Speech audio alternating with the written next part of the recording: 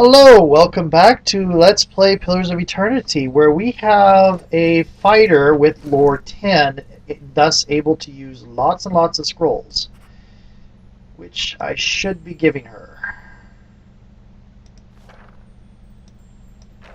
There we go. If I can, I'm going to unlock these other two here, but I don't think I can. Certainly. We talked to Hylea. We also talked to Durance and completed his quest. And we also talked to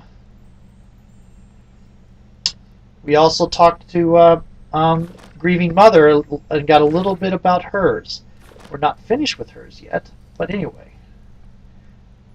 Stand once again before the shrines of Galloway, and the hound's head constellation marks the pedestal. From time to time you hear a low rumbling sound like a growl. Howl back. You kneel, prepared for the shift this time. Your cool stone gives way to warm soil, soft and loamy. The candle smoke dissipates, replaced by the musk of the forest. The hound howls from the foliage. Something leaps from the bushes nearby. You find yourself pinned on your back and staring into the amber eyes of a massive hound. The beast looks at you. Gleaming fangs protrude from the side of its mouth. Its nose twitches as it inhales your scent, starting at your shoulder and proceeding down the length of your arm. You follow its nose to your hand, which is covered in blood. A tongue as red and meaty as a steak lolls out of its mouth and swipes your bloody hand. Its lips curl into what looks like a smile.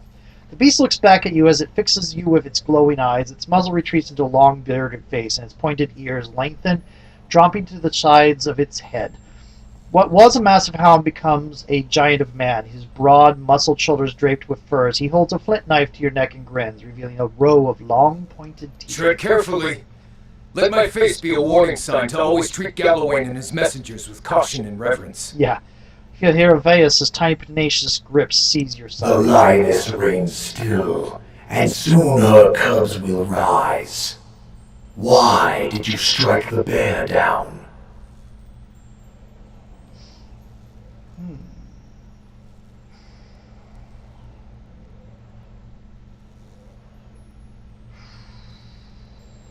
If Eranos could not seize his victory, he did not deserve it. Worthiness is proven in conflict. Might grappling with might. Flesh tears, bones break, and the ones that mend are stronger still. Blood mixes, and the worthier substance rises to the top. And you have proven worthy.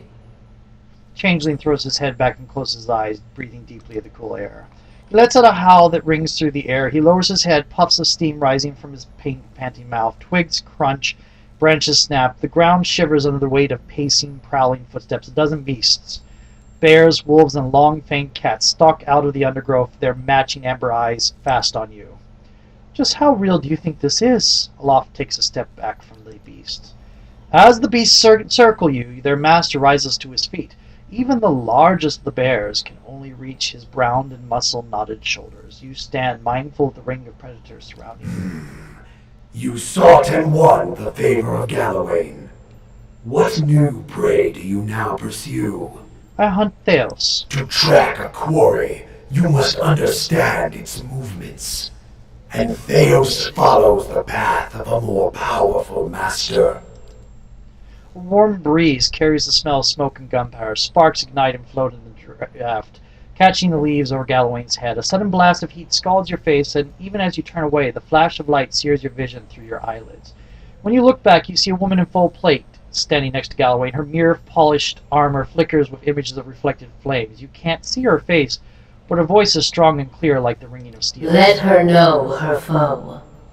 Theos has trapped thousands of souls in sun and shadow like rabbits in a snare. Now, he goes there to retrieve the kill for his master Woodica. One of the beasts paws at the ground in irritation, its hackles She rising. will feast on them, suck their marrow, grow strong on their essence. As the stale gator watches you, it licks its lips, its tongue scraping long fangs. Because he is her hound. He has always done her bidding. His eyes dart to another figure standing just behind Mogron. Woodica stands for an old order. So does Theos. Her helm pivots sharply toward him.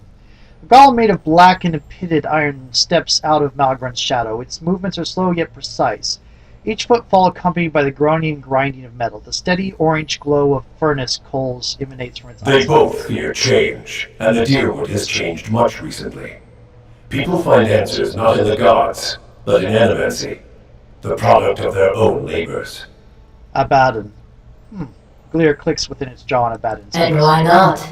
When they have learned that even a god can be killed. Reflected flames shiver in Magron's armor. She says that like it wasn't her followers that unleashed the God Hammer. Animancy doesn't seem to trouble you. Three gods seem to look at one another. One of the wolves sits and scratches its neck with the quick strokes of its hind The leg. clash of ideas, the search for answers and meaning. These are other hunts. You don't care. They would supplant you. How can you accept this so easily? This is the destiny of Kith, to struggle and transform, even through animancy. Yay! Okay. You have stumbled on... I am a transhumanist. I like this sentiment. And to improve. Steady labor and earnest industry elevate Kith above wilder and beast. It is also useful that they should learn to improve their souls, whether through struggle, transformation, or labor. On this, at least, we have no disagreement. What should I do about it? Track Theos. Follow the trail he has left for you, and corner him in sun and shadow. You must stop him before he empowers Woodica. And if you do, you will have a different decision to make. The gods mean to leave this in our hands. Souls were ripped from the world, ripe and full and pulsing with essence. Scatter them like bones to a pack of dogs. Their essence will strengthen the souls of the Deerwood. Let the remains of the dead feed the survivors. Why would I feed this lost soul's essence to the rest of the Deerwood? To breed strength. Power is born from the mixing of essence and blood. I do like hybrids. What Theos did cannot be undone. Thousands of lives have changed, and thousands more have ended because of his actions. But transformation gives purpose to trial. And improvement is the goal of all Kith. Long lives, prosperous futures, stronger minds and bodies.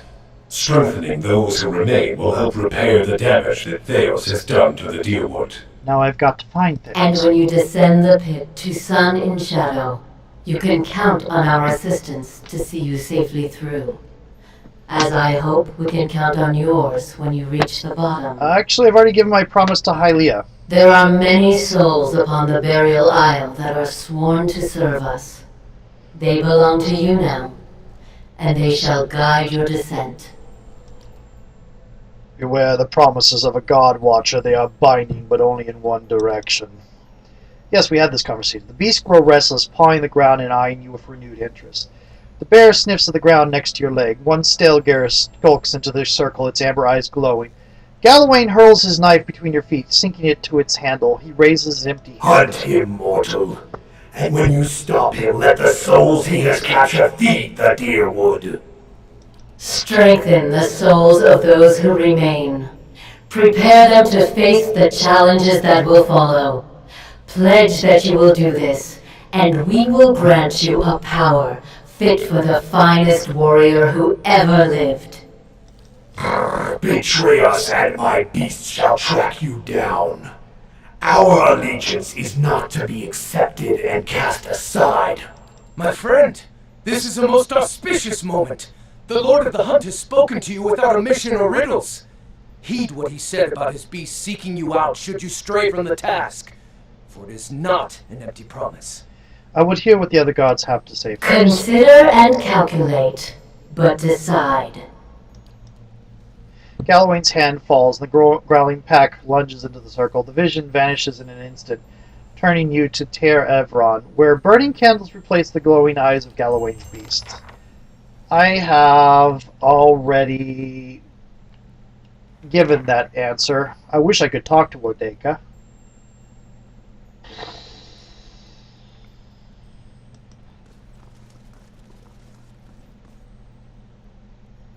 Leave. Okay. Okay, cancel. Let's read it first. The colorful clothing of Spyrenton Weaver Bonicetta is known throughout the Eastern Reach. Over a year ago, she was on a trip to Defiance Bay when her ship sank in a violent storm just off the Pearl Coast. Miraculously, many of the passengers survived. Bonicetta's body was never found, and she was presumed to have died. However, Valian merchant in Defiance Bay recently recognized some of Bonicetta's unmistakable work in an otherwise unremarkable shipment of textiles. He spoke with others and learned that several shipments to different merchants bore the same telltale patterns. Now, many merchants believe that Bonicetta is being held captive somewhere and is trying to communicate through her work. Whatever the message is, none have been able to decipher it nor where it's coming from.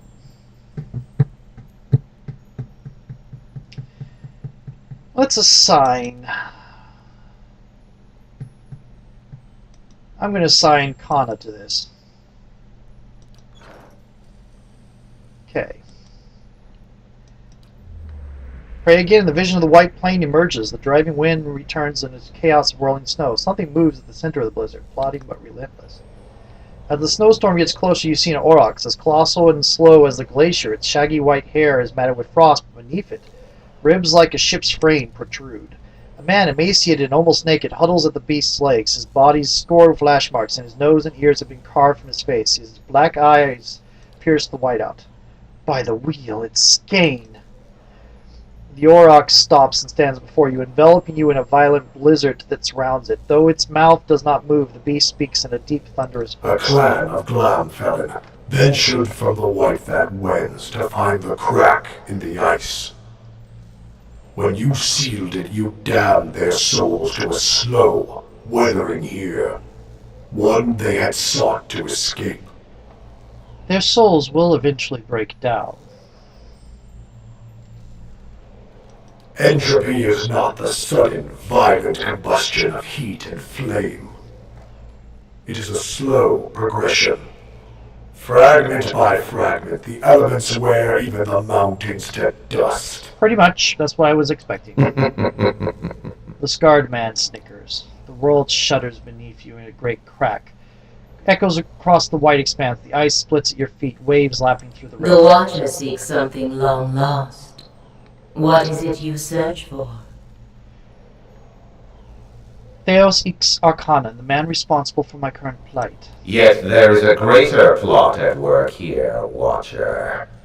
Theos acts not for himself. He is the Burned Queen's quiet slave, a master of secrets and schemes. Theos is a winter gale, unseen by the world even while he carves and shapes it.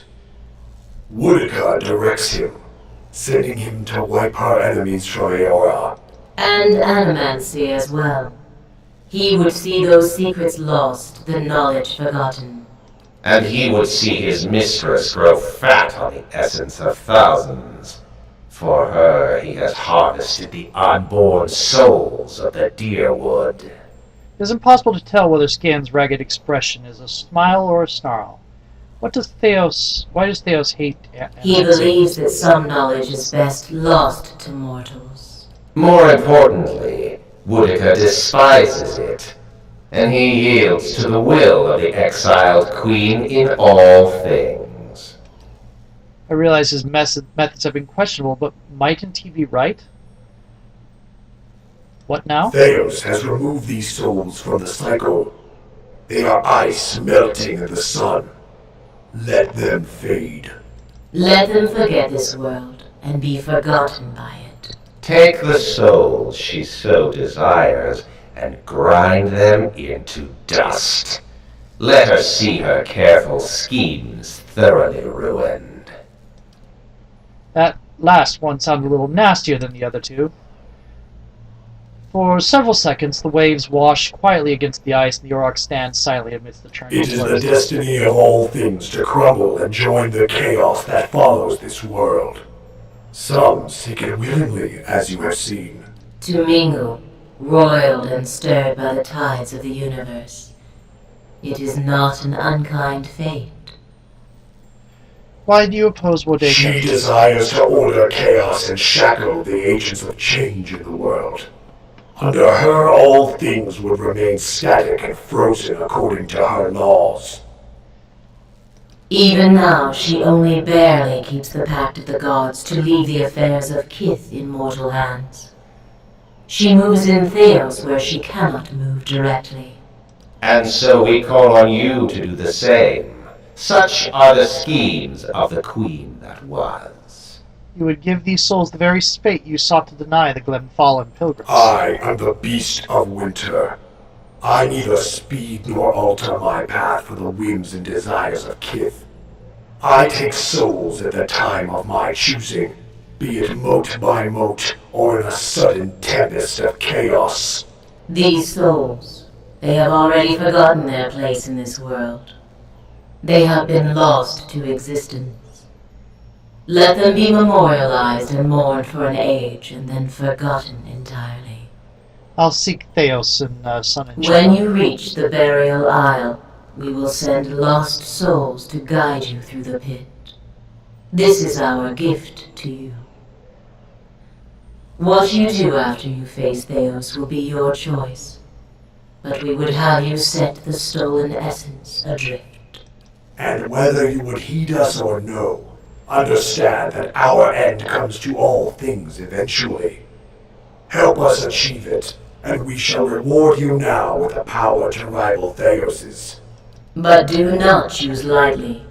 We forget nothing, least of all a betrayal. I would hear what other gods have to say first. In other words, I have already chosen. Do not wait forever. We wait, but Theos does not. Rimmergan continues toward you, swallowing you in the blinding, deafening snowstorm. You experience a dizzying, exhilarating disorientation, oblivious to the landscape around you, and even the reality of your own body. You hear a noise that could be the shrieking winds or Skane's screeching cackle. Then it recedes with everything else. Rimmergan reappears in the distance, trudging away from you, and the whiteout follows him. As the vision of snow fades, it leaves in its wake the flagstones of Ter Evron. And we have one more god to approach. I have 5 minutes left on my time. I'm just going to cancel my timer. A piercing ring fills your ears as you near Whale's shrine. There is no other response. I forget who Whale is. Let's go to Bareth. As you pray to Bareth, you again find yourself on the road. Squinting into the distance, you see a short, pale figure waiting for you. First, you think it is another vision of Archdruid Reston, but you notice the figure's skeletal frame and rictus grin. He stands in front of another skull gate, but the way leads down, not onward. He beckons you for you to approach. That must be the usher. Alaf's voice is low. Behind you is a woman, her skin milk pale against her black hair. She wears a suit of armor so dark it seems to suck the light from the stars. The road winds up a mountain behind A toll, traveler. She holds out her hand, and the pallid knight. Pallid Knight or the Usher? I'm going to follow the Pallid Knight. Drop a few coppers into her hand. She closes her fist around the coins. You instantly feel a small weight added to your purse. The lord of this road demands a toll of all, but he lends generously that all might travel his road again. Behind her, the Usher grins his lipless smile and waits. The road bores into the mountain. You find yourself in a gigantic cavern. The ceiling curves up and away. It's dotted with moisture. At this distance, the shining beads look like stars clustered and scattered in constellations. The Usher and the Pallid Knight lead you up a trail carved into the edge of the cavern.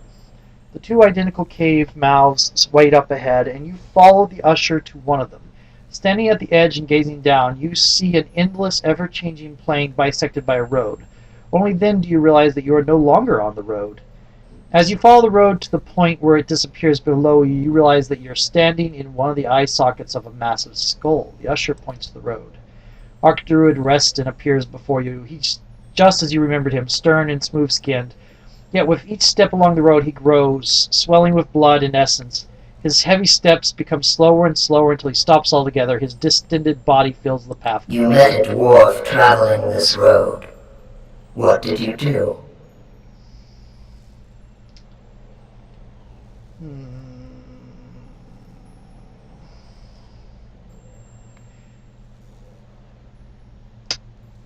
Reston had stood in place for too long. I merely set him moving again. The pallid knight's flesh is taut against her skull. She nods once, barely dipping her chin. Life is kinetic. Forward motion. 100 beginnings and endings nested within 1,000,000 more. As Reston's swollen body ruptures, the effect is like a dam bursting. Ghostly figures as hazy and indistinct as wisps of smoke continue along the cleared path. Some tumble and rush along, while others amble and drift, but all continue forward. The usher directs your attention to another figure moving down the path. This time you see high ovate Orona. As she follows the road, her movements become slow and erratic. Her legs creak with each step. Her feet grow long, thick roots that burrow into the ground. She finally stops, rooted in place. This is a philosophy I don't agree with. You found a tree that had lived for centuries. Its roots were deep, and its boughs sheltered many. Why did you cut it down?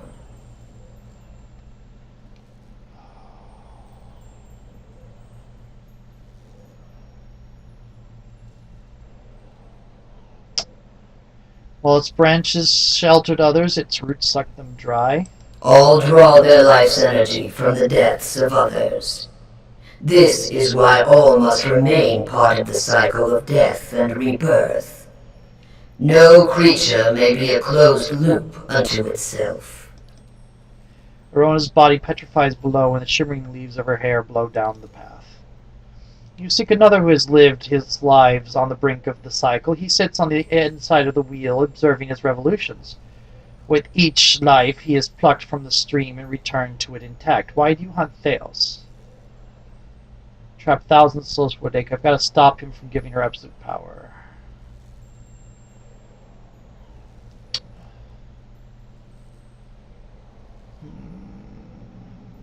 I'm going to go ahead and do it. If you know this much, then another god has already spoken with you, and given you half of the answer.